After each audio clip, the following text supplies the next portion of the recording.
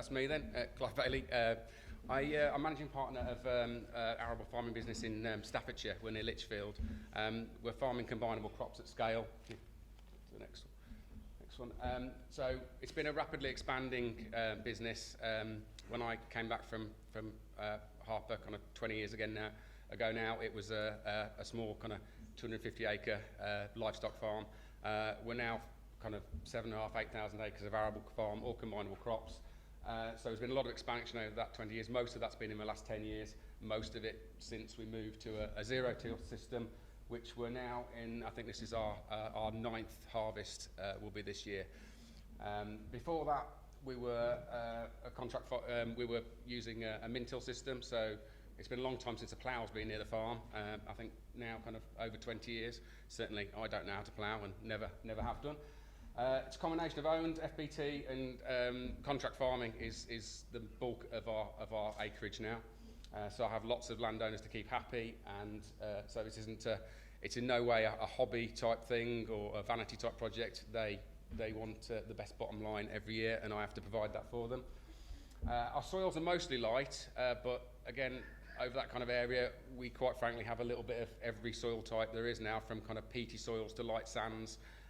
No really seriously heavy clay, but stuff that I think some people would classify as heavier land as well now. But the majority, and the home farm and where we kind of started with no-till, is, to be fair, lighter kind of sandy loams, the easier kind of soils to no-till. Change over the next one. Right, you'll have to keep clicking here. Need a button really. So really, why did I do this? It was a desire for the sustainability of our farming system, financially and environmentally. We seem to be farming with our kind of previous system, which was that classic high horsepower, heavy tillage type system. We were farming ourselves into corner, not making a lot of money out of it, very dependent on subsidies, and I think a lot of environmental issues that go with this. Just keep clicking through these. Wanted to maximise the output from our resources, soil, water. Ag subs were always an issue. It was always pretty obvious to me, even 10 years ago, that they weren't going to hang around forever. And it's given me a USP, unique selling point for contract farming business, which has kind of led to the expansion without having to compete just on price with people.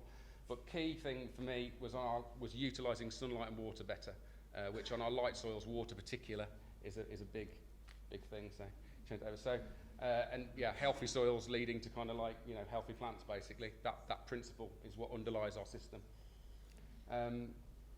These are all problems that we're all familiar with as farmers, but I'm not sure they're problems. I think they're symptoms of a problem, and that problem is fundamentally that soil health has been declining. Right, this is water, my big thing. So all I've got now is a few pictures really, and too much detail, because the idea of this session I think is questions more. This was taken on Sunday. This is a drone that someone sent me these images. The drone's in the same position. This is looking east over a lot of land farmed by my neighbour, and you can see the wheat at the moment. Obviously, with the current weather, showing a lot of drought stress. Same soil type as mine. He's a very good farmer. In fact, there's 2 farms land within that picture. He's a very good farmer, knows what he's doing. They grow great crops, but drought stress. It's been very dry. You can see very clearly those patches. The drone's then turned, flick it over 180 degrees, facing west, and this is across a block of our land, wheat. And on Sunday, it's not quite so pretty today because the last 2 days have been very hot and dry. There's a dramatic difference in how our crops are using water now, and that land's now, that's that kind of 9-year no-till, and I think we're starting to see the benefits of what we've achieved in organic matter increases and the low disturbance and the biology, all those things helping, using those plants, letting those plants hold on to water. And I'm not a betting man, but I suspect it will yield better than the stuff facing the other way. Flick over here, and that's just the 2 side by side. That's the same day, the drone's in the same position, literally just turning from east to west. So we're seeing physically big differences now in kind of how our crops are performing. Keep going. So that's not enough water. This is just an example of back in 2012. This is the first drill that we bought when we were first messing around. And 2012 was that very wet year. This is a cover crop that was planted after oilseed rape. That 2012 was very wet, so we got late. So this is kind of early November, even though the sun was out. In fields nearby, neighbours were pulling tractors and ploughs with two tractors chained together to get crops in. Crops that failed. And this was kind of very early days for us, really, kind of our second or third season of no-till. And we were able to drill into the green and travel on top without making a mess. And if you just flick through the next sequence, just keep going through them. This is just a kind of a time lapse almost of that same field, with the wheat starting to come through. That's kind of as it went into early spring, and then through into, that's before first nitrogen, and that's what it ended up, just like a very normal looking crop of wheat by the end of it. So it was those early years that really kind of pointed out to me that this kind of just worked basically, and was no different to any other farming system. Our drills, we run a 750A, which we've modified quite a bit. There's quite a lot about that on the farming forum and Twitter and whatever. I kind of found that a lot of machinery out of the box isn't quite what we need to make the system work, so we've not been scared to attack things in the workshop. That was an expensive drill. This other drill that Ian mentioned was to help us with more capacity. A cheap drill bought from Eastern Europe, seed and fertiliser horse. If you flick over a couple of things, we modified it with different coulters and bits and pieces. So it doesn't have to be expensive. This thing cost £10,000 and gave us as much capacity as the 750A has. So you don't need to go out and spend fortunes. We doubled our capacity for very little cost. Keep going there. It's all about this principle of minimal disturbance. So both drills the same, trying to disturb as little as possible, either if that's drilling into the green or just into stubbles. But it's about leaving the previous crop residue on the surface and intact, and hopefully getting the plants to establish in there. That's the principle behind it all, I'm sure you're familiar with. Yield-wise, all we've seen, if I take my kind of average, we're finding the lows aren't as low, the highs are a bit higher, and overall as a result of that, the averages are better. So our kind of average there for milling wheats, it was 8.5 tonnes a hectare, back under our old kind of Mintil system. Now we're kind of 9.1 as an average, as a rolling average. So I'm certainly not finding this as a system that's about, it's not about low input, low output. The aim is low input, high output still. I'm still pushing for maximum yield wherever possible. Similar story with the rake, really. The lows aren't as low, the highs are a bit higher, and the average that bit better as a result. So, you know, I've got some good data. We monitor everything. We're using yield mapping, weigh bridges, precision farming, every technique we can to maximise output and get good data from this. And I'm certainly not finding that this, there's a penalty to any of it. Keep going on. The best measure of it all, though, is just digging holes, looking at soil. The worm population, the kind of texture and smell and feel of soil has improved beyond all recognition. And that's really, anything that anyone can do with soil testing and mapping and all that stuff, that's all quite theoretical, and a lot of data that a lot of us don't know what to do with. I think the kind of techniques that our grandparents used to use, which was dig a hole and look at it, is still as relevant today as it always was, and maybe a skill that's been a little bit forgotten by my generation. So that's kind of it. We'll keep it quite brief and simple so everybody else gets a chance.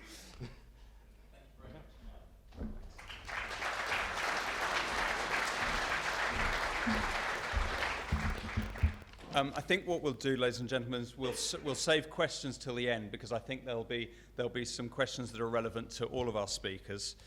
Clive, thank you very much indeed. I've certainly got a few questions from what you've spoken about this morning. Our next speaker is Andrew Bott. Andrew farms just down the road from here, so that's why he was late this morning. So Andrew's been no-till for about 7 years. But also running a suckler herd with his no-till system. So Andrew, if you'd like to come and tell us a bit more about your conservation activity. Okay, well, good morning, Groundswell. I farm, I'm ahead of myself. There we go, first slide. I farm 5 miles to the east of Stevenage, which is spitting distance from here. And we've been no-till for the last 7 years. I farm 680 acres of arable land, 20 of which are in an environmental scheme, and we have 30 suckler cows on 150 acres of permanent pasture. Some of that is horse grazing. And I also farm 520 acres under a contract farming agreement for my brother. So he's the orange land and I'm the red land, so we're ring fenced. I employ one man who does all the work, and I sit in the office filling in forms, and occasionally I'm allowed out to do non-skilled work. So effectively, we farm 1,200 acres of arable with 150 horsepower tractor, although I get to borrow another one at harvest for grain cart. And I reckon that lot is about £200 an acre capital cost. And if you come see Gary Markham tomorrow, I'll see how I fit in with everybody else. We have 2 drills, a John Deere 750A, and we also have a Cockling tine drill and another one. But you can just about see the foot on that. We started direct drilling in 2009 with the Cockling. We had a Cockling cultivator, which is essentially exactly the same as the tine drill. And we hummed and ahed and looked at it and stroked our chins, and we thought, why are we cultivating? The drill does the same thing. So we put it in the ground, and it worked really well. But it needed 180 horsepower to pull, and it moved too much soil. So in 2011, we bought a 750A. And I also put all my cultivation machinery, except for a 6-metre spring tine, which was in the weeds, onto a lorry and sold it to Brock's. So when you start no-tilling, you inevitably start on a journey into your soil. Up with that, and it's all about the closing wheel, getting it to cover the seed. Our soil is grade 3 glacial outwash over chalk. It's incredibly variable, ranging from pure chalk to heavy clay caps with everything in between. It's high calcium and has a high pH and suffers from nutrient lockup. It's also been cultivated for at least the last 1,000 years, so it's low in organic matter. Over the last 7 years, we've not applied any P or K, and our soil indices have stabilised at 2 to 2 plus, and our organic matter has increased to about 5%. This, I'm convinced, is due to worms. They do my cultivating, they do my drainage, and the worm casts make the locked up nutrients available. We also suffer from nitrogen lockup whenever there's a large amount of residue left on the surface of the field. This shows, you can see there's a headland where we chopped the straw and we baled the middle for the cows, and you can see the effects. So to counter this, we bought a phosphate squirter from Trevor of TTS, and we now put phosphate and nitrogen down the slot when we drill to boost the fertility at the start of the crop. Okay, next one. I've also got a mate, and this is a thing, we're right next door to Paul and John, and there's another geezer called David de Boinville who is right next door to me, and the three of us sort of more or less started no-till drilling at the same time. And it's great to have buddies to bounce ideas off. And another chap who farms on really heavy clay in Essex is also no-tilling. And he's obsessed with other people's carbon. And he loves fields of grass that people give him, and he bales it up, pushes it through his cows, and then he's got someone else's carbon. This is horse muck. There are more horses in the village now than there were in the days of horse and carts. And obviously, it improves the organic matter faster on your fields than just relying on home production. Okay, next one. We've had our soil mapped by soil, so we can vary the drilling rate from our drill. There are 11 zones on the farm of different soil types, and it's relatively easy to work. And the next one, I think it's absolutely brilliant. This shows a germination, or predicted germination map. And if you take 71 acre, the top right, you can see that 60% of the field might get the right seed rate, but the other 30% won't if you're on a flat seed rate. The other thing is you can go to the zones and do plant counts and see how your germination has worked, and you can adjust the maps. So it really gets your seed rates right. We also tissue test with all the nitrogen locking up and the chalk. I was always concerned that the plants are actually getting the right nutrition, and it changes every year.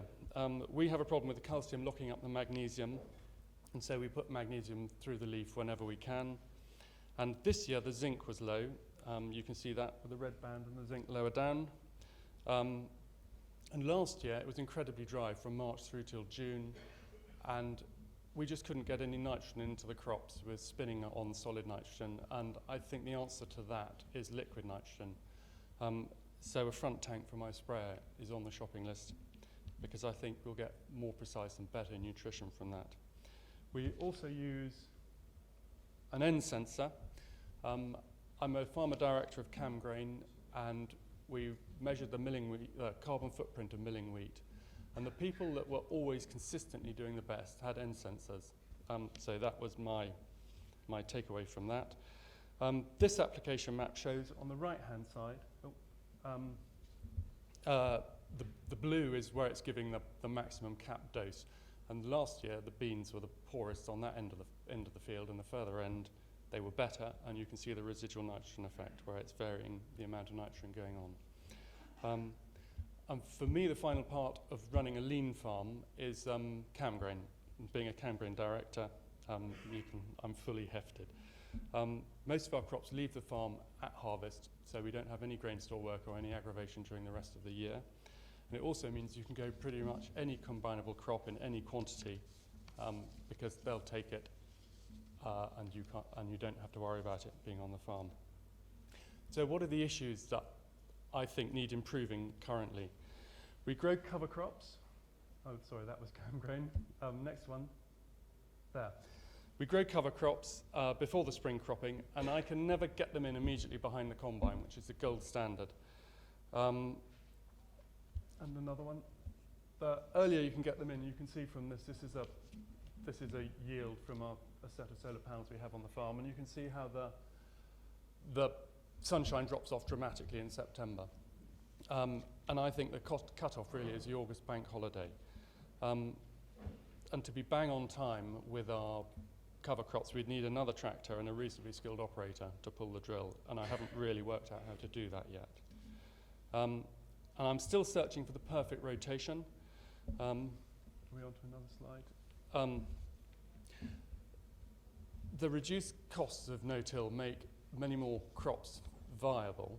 Then I think I need 2 spring crops, one after each other, to give me a reasonable control of the grass weeds.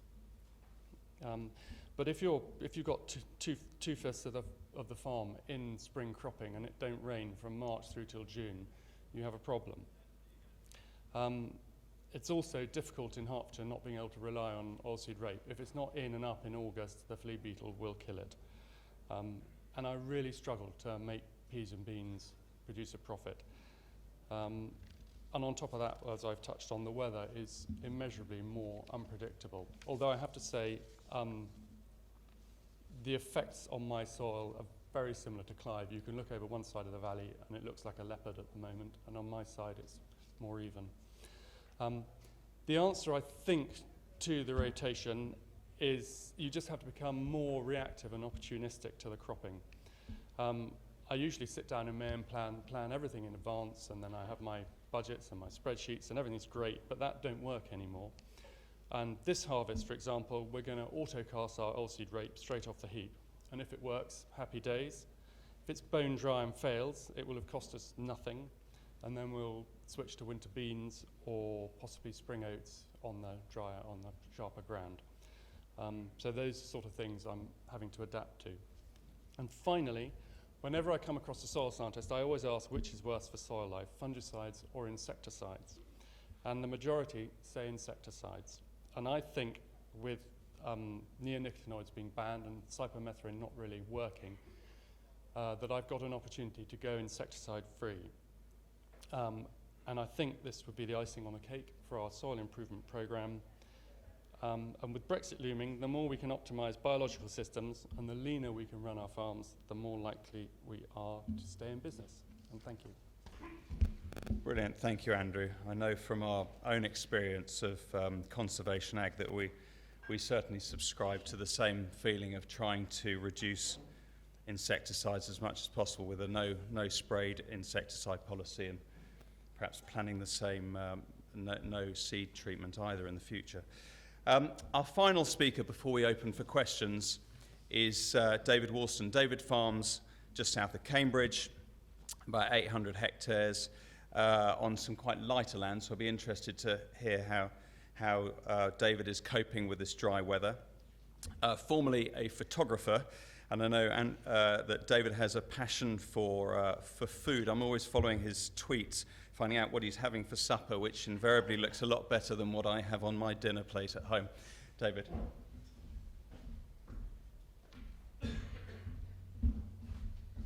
Hello. That's it.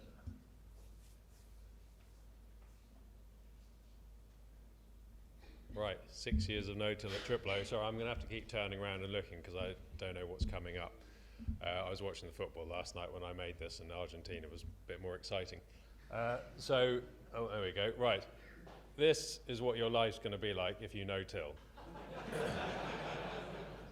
At least if you read Twitter and the farming forum and probably, you know, what people are going to say here, that's what you might think. I'm here to tell you that isn't the case. Now, I've had experience with it, so we've been doing 6 years. There's lots of things that are going to fuck you up when you do a no-till. First one, machinery. The machinery will, at some point, is going to screw you. Next picture, please. This is some lovely wheat. This is this year's crop of wheat in one of our fields. No-till into a spring barley crop with a disc drill, a bit of a no-no. This is what it looked like back in the autumn. Luckily, it was the worst field we had. My mistake, should have used a different bit of machinery to do it, but you know, you do get problems like this. It's not going to be very pretty come harvest. Next picture. This is some sugar beet last year we've done. Now, I keep trying to drop sugar beet out of our farm. Problem is it makes too much money. So, you know, we've always been a good sugar beet growing farm.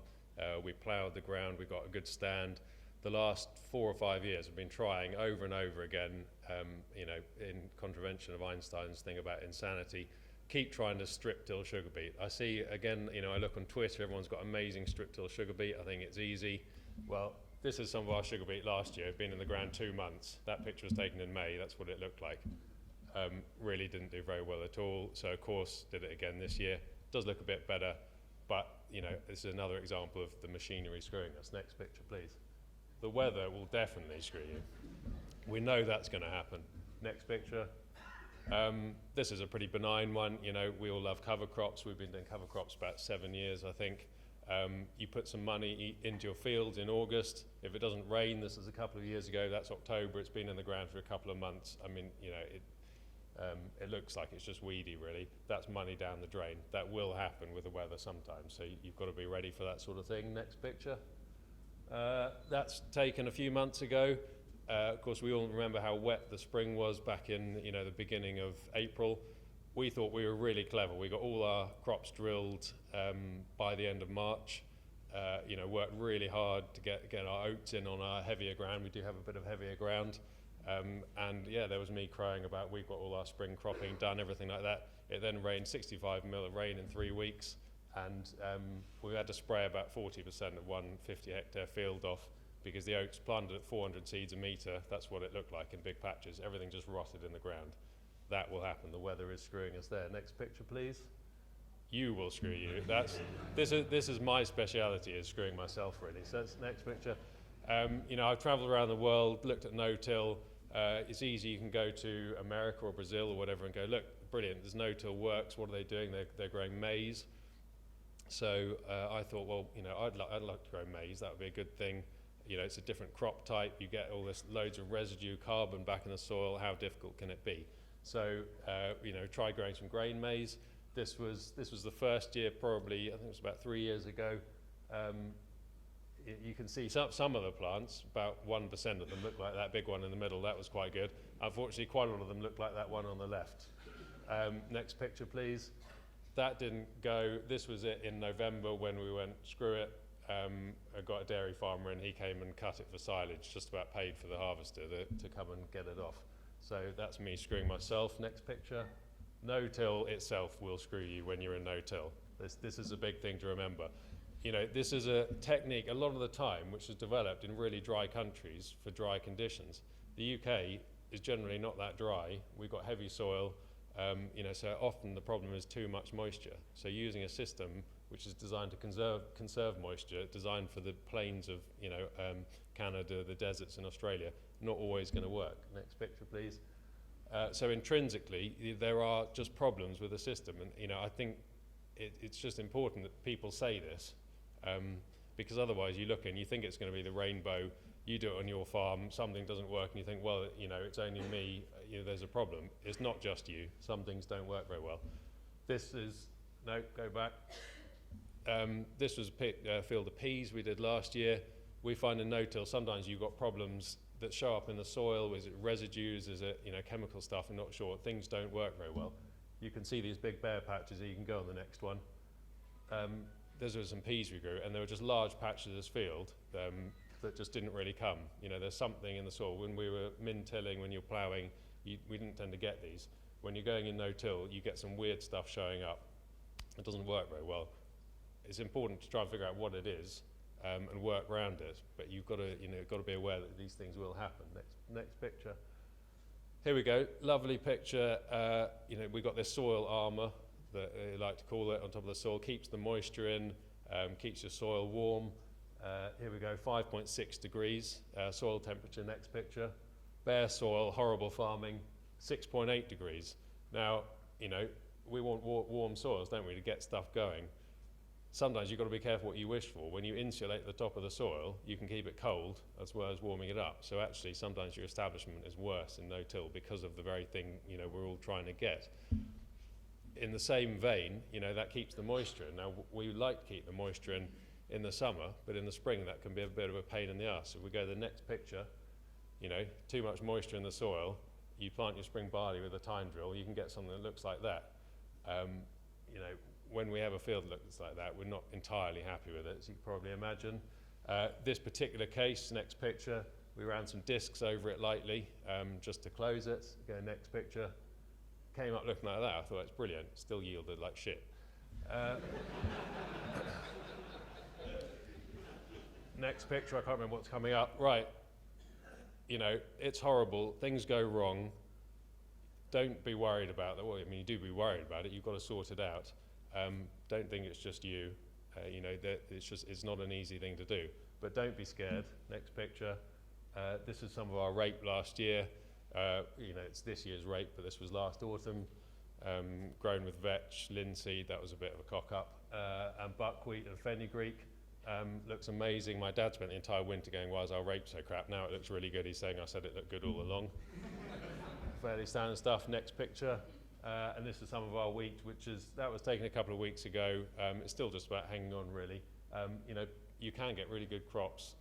Most of our crops are pretty good. I'm happy with the system. It's pretty, it's nice, it's interesting, but all I'm saying is it will go wrong. Move on and try and learn from the mistake. That's all. Thank you.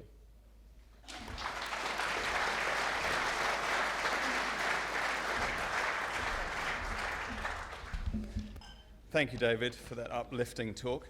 I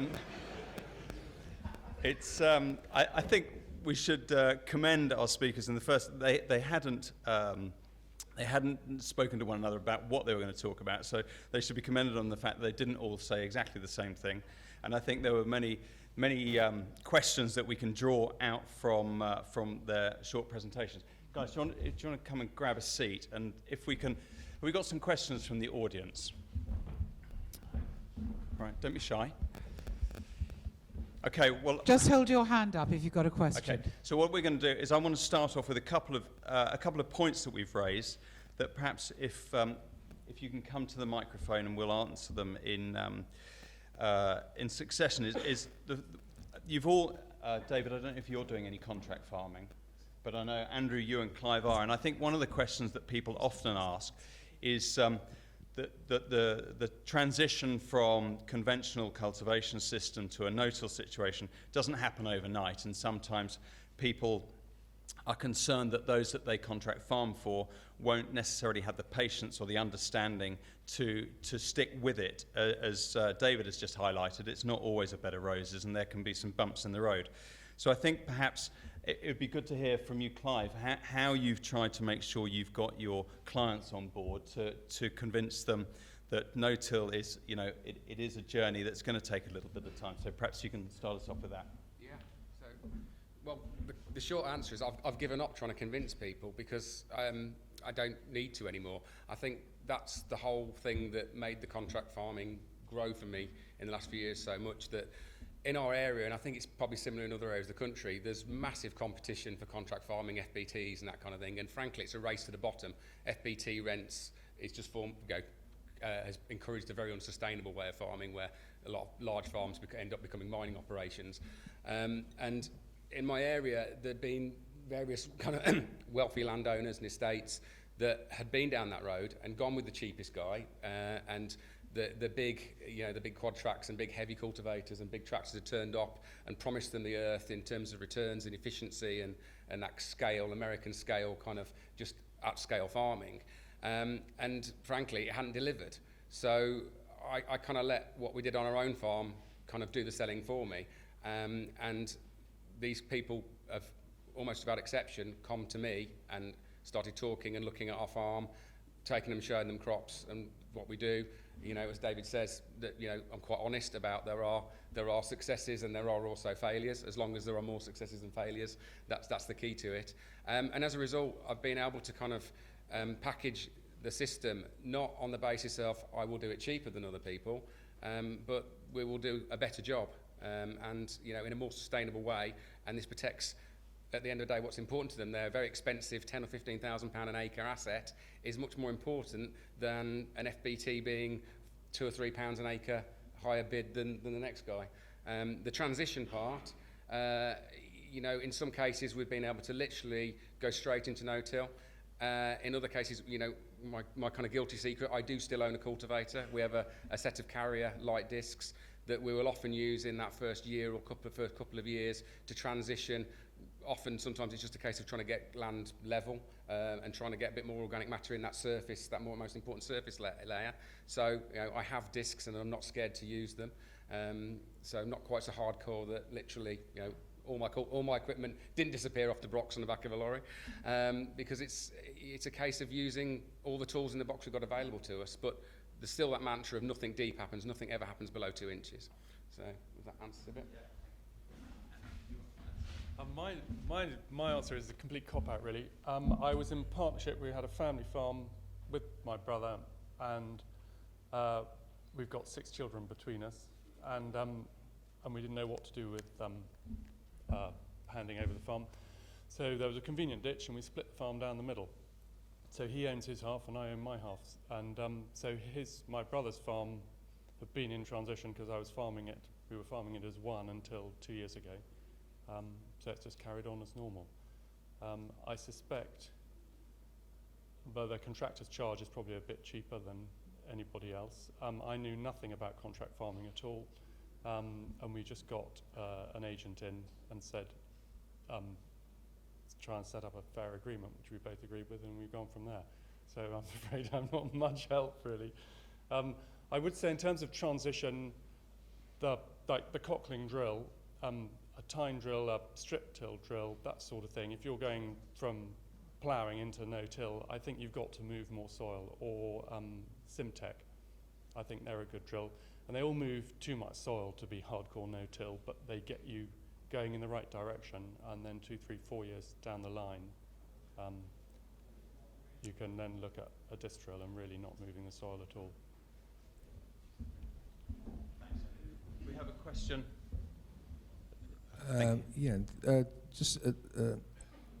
I'm interested in what you use to increase the organic matter, other than just the crop rotation. And I wonder if any of you had an experience of using human waste, human sewage, and whether that's effective or is only effective in specific incidences.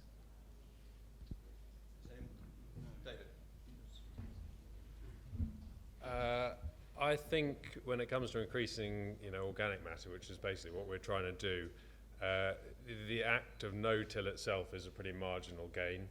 That's a small thing. I think cover cropping's sort of messing around the edges, really.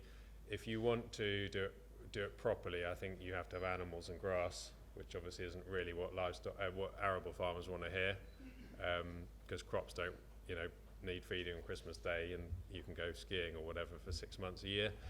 That's the answer on that. Human waste, we haven't done it. I'm looking at doing it, not least because we had planning application turned down the other day, and I thought filling the village up with a load of poo, might be quite a nice thing to do.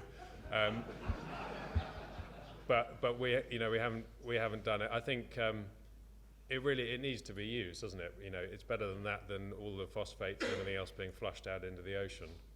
So, you know, as a circular system, it needs to be used, definitely. I think it's can only be a good thing as long as, you know, you don't have problems with heavy metals and hormones and what have you. But I don't have any direct experience yet of doing so.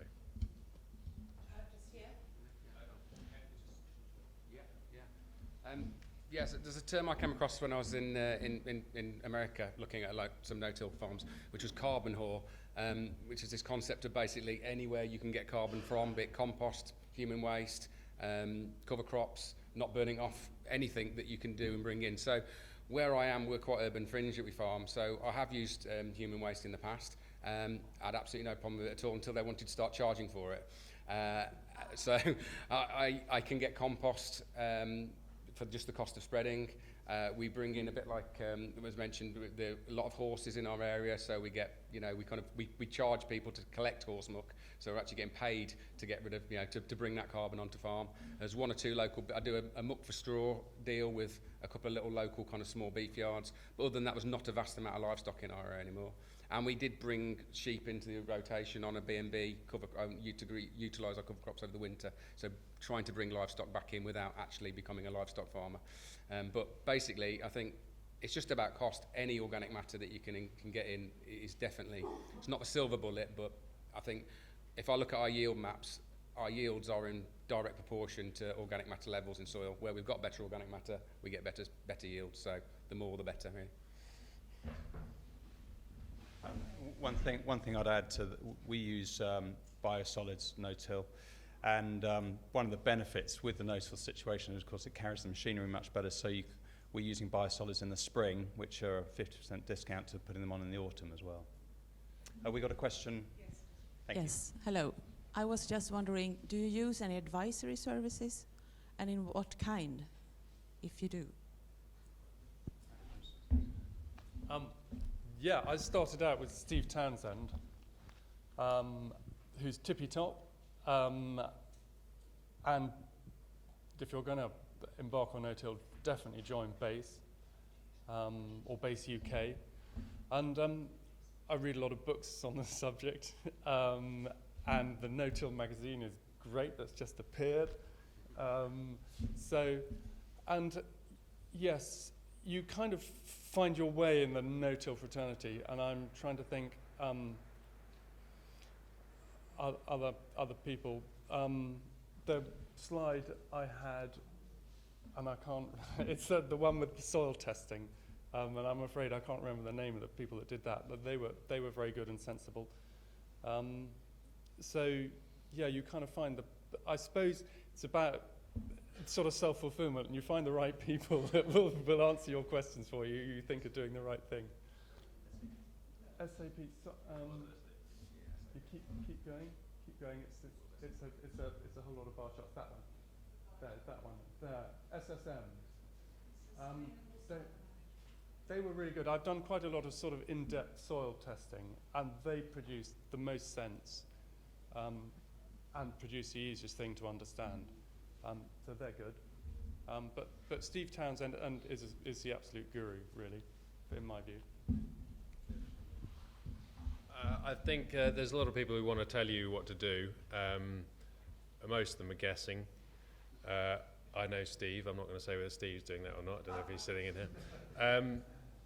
There's a few things. One, the soil is way more complex than any of us get close to understanding at the moment, and so there's too many variables, and it's unpredictable what happens.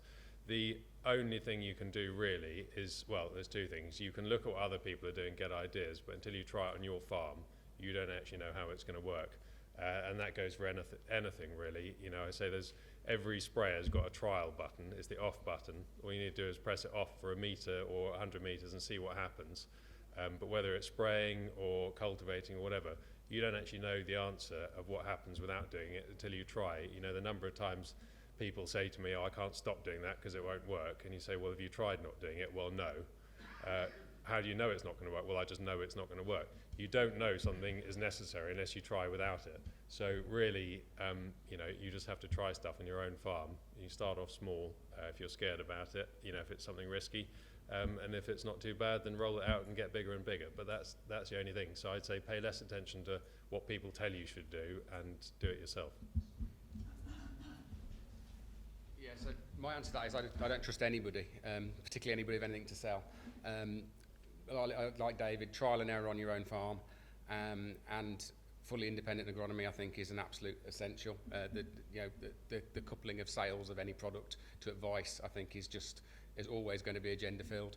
But most of what I've learned has been from other farmers, and that's been the whole ethos behind the Farming Forum from the start, and also now the Direct Driller magazine has all been about that shared experience, because people doing this stuff, and they could just accelerate that trial and error process. You can do a lot of trial and error yourself, but you can also learn from everybody else's trial and error if we all share that information.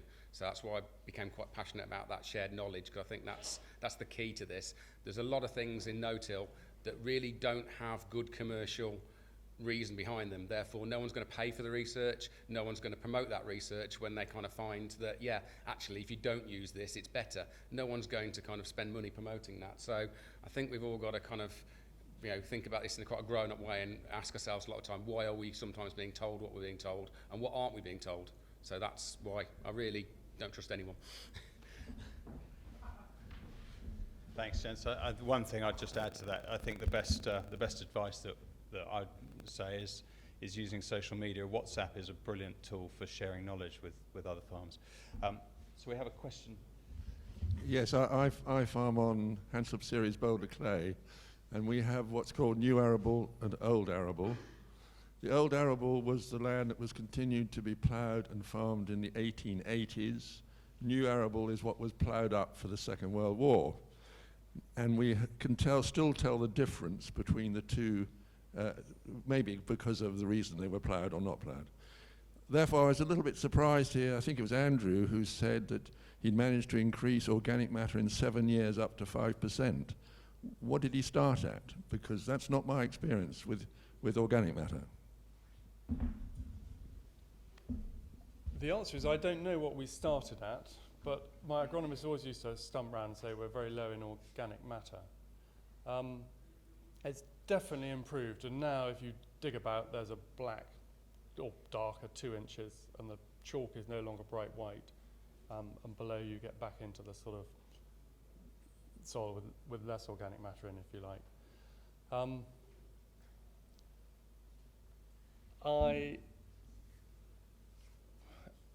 So how did I manage to increase it? Well, I think just by not moving the soil and leaving the residue on, growing cover crops, all the usual stuff. We're in a source protection zone, so we can't use human poo, but we've got a composting station nearby, and we used to take a lot of compost, but it's just so full of plastic and tin foil that we gave up on that, and that's where I redoubled my efforts on cover crops, because you grow your own organic matter. Yeah, there's a really quick way of increasing soil organic matter, which is to stop sampling your stuff at 6 inches and just take a bit off the top, which I know some people do. And your organic matter will go through the roof, as will your P and K and everything else. I've seen it happen on our farm, and there's not really a problem with that as long as you're measuring consistently. But change you. So the answer to the question is just be careful how it's being measured and who's measuring it and what they're trying to tell you. Is there. John, actually, one thing that might be of interest. I know you're very familiar with the work at Rothamsted. We're doing a project we farm next door to Rothamsted, and they started at baseline when we started no-till. And the one thing that has surprised the scientists more than any is that our soil organic matter has increased at a far faster rate than they thought possible. So it's not by a lot, but in 4 years, soil organic matter has increased by 0.5%, which people have told us is going to take much, much longer. And that's hard science. We've got a question at the back. Yeah, sorry, morning.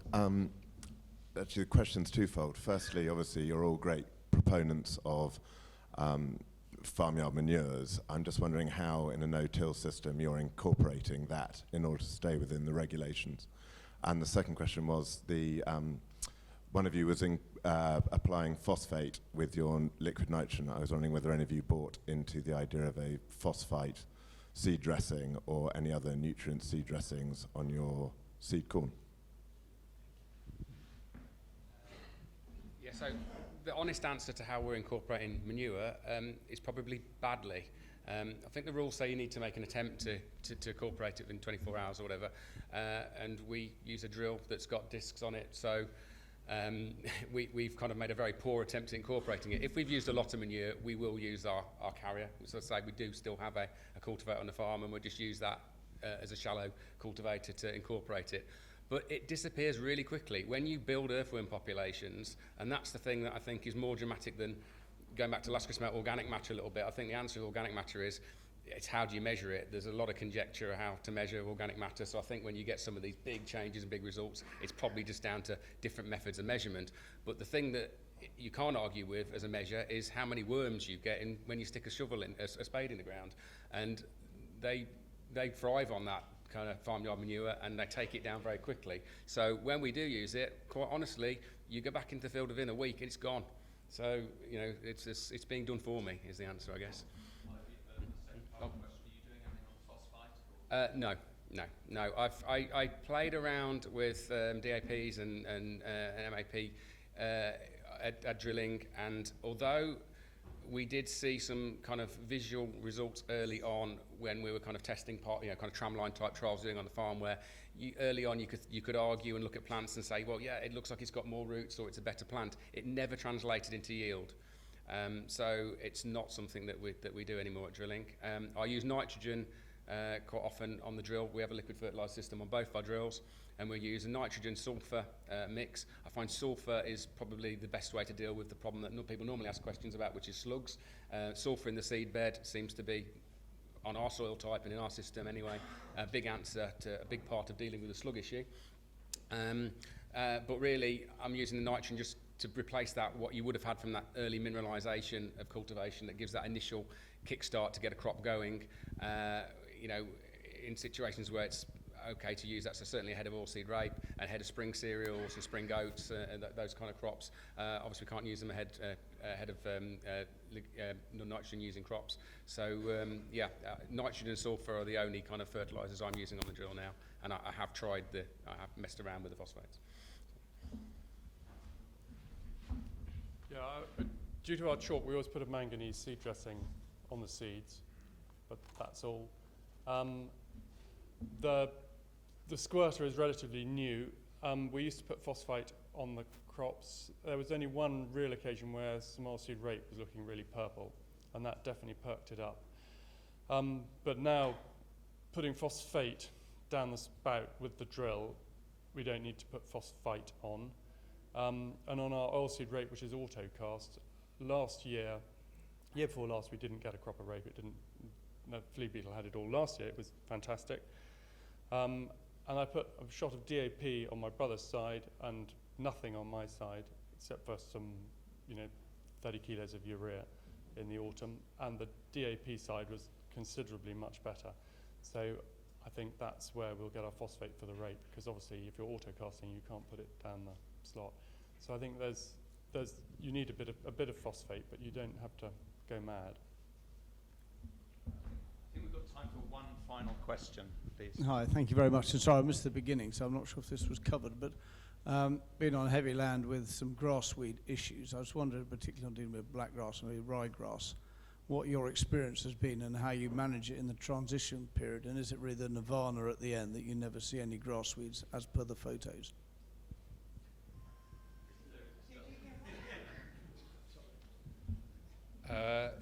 No, there's never any problems with grass weeds at all. We've definitely been improved. We're not a bad blackgrass farm, but before we started, we were on a worsening trajectory. Now we're getting better. Our roguing bill this year is quite scary, but I do believe that's a worthwhile long-term investment. Obviously, you've got to get to the point where you can rogue it in the first place. All I would say with blackgrass is is a weed that likes cultivation. You know, we know that, and the whole reason when blackgrass gets out of control, I think farmers sort of lose the plot a bit really, because they go, you know, well, we need to make the blackgrass chit, so we'll cultivate the ground. And we know that makes it chit, so they do that. They spray it off. Then they want some more, so they cultivate it again. They spray it off, and then they come in with a cultivator drill and surprised that the crop's full of blackgrass. You know, you're doing the same thing every time and expecting a different result at the end. So just the very act of reducing the disturbance at drilling is a pretty critical thing. So, you know, and then you've got a bit of later drilling and spring cropping and what have you. So I think it's a problem you can handle. One thing I would say though is I think we went through a bit of a honeymoon phase for a few years after we started no-till, where we had weeds on the farm that like cultivation, and we stopped the cultivation so we don't have them. But we hadn't yet had time to get into the weeds which suit the no-till system. So you're probably more likely just to swap one weed problem for another, to be honest. You know, we get more brome now than we used to. So, you know, there will always be a weed that suits whatever system you're doing. So I certainly wouldn't look at it as a silver bullet like Clive was talking about. Actually, I thought that maybe the brown bullet would be what all the manure should be, but that's another matter. So, right, that's my answer. Yeah, so we don't have blackgrass, so I'm not in a good position to talk about blackgrass. Brome and ryegrass, however, were significant problems on the farm. The situation's got better and better and better as we've gone further into it. I don't think that's really, you can't pin that on no-till as being the reason for that. I think it's probably more to do with the system change, particularly rotational changes. You know, as we move for the no-till system to work, zero-till to work on our farm, we're in a situation where we're like a 40% spring crop farm now, and I think spring cropping is probably the single biggest reason for getting on top of the grass weed problems. And quite honestly, we have got to a situation now where the brome and ryegrass really is just not significant on the farm. I could take you to any field anywhere, and at scale that's quite hard because it gets harder and harder to manage a farm tidily as things get bigger. So it's not been a problem. It's certainly not worsened. It's improved, but I don't think that's down to zero-till. Probably more likely rotational, and maybe a few benefits of soil health, and only farming that top couple of inches rather than dealing with a seed weed bank that's 10 inches deep. Yeah, really, that's been the situation. Yeah, very quickly, I would echo exactly what David says, really. And you swap your weeds. I've got, and it depends on the year too. This year I'm overrun with brome, and normally I'm not. But I do think if you don't move the soil so much, then you don't chip the weeds. Last year we drilled a relatively black grassy field late with the John Deere, which just moves a tiny little slot of soil. And bugger me if all the black grass didn't come up along with the wheat down the slot, and it was absolutely clean on each side. So it just shows moving the soil gets the black grass going. Well, ladies and gentlemen, that concludes our first session of Groundswell today. Please join me in thanking our speakers for 3 excellent presentations. Thank you.